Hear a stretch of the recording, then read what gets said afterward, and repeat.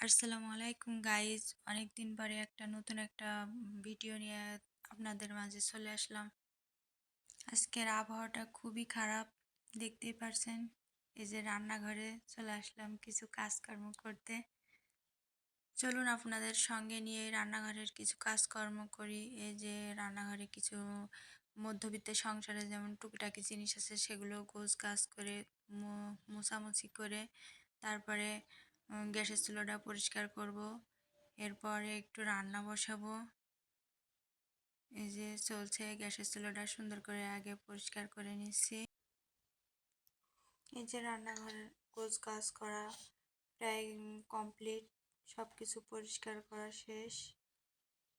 এবার চলুন আমরা চা চা সকালের নাস্তা খেয়ে আসি।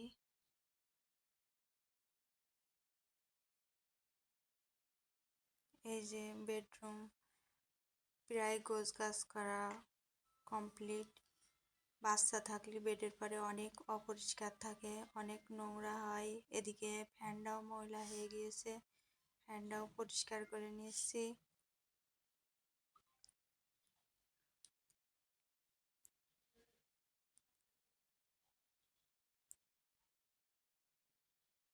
কি হয়, এই যে বেডমেড সব গোছ গাছ করা কমপ্লিট।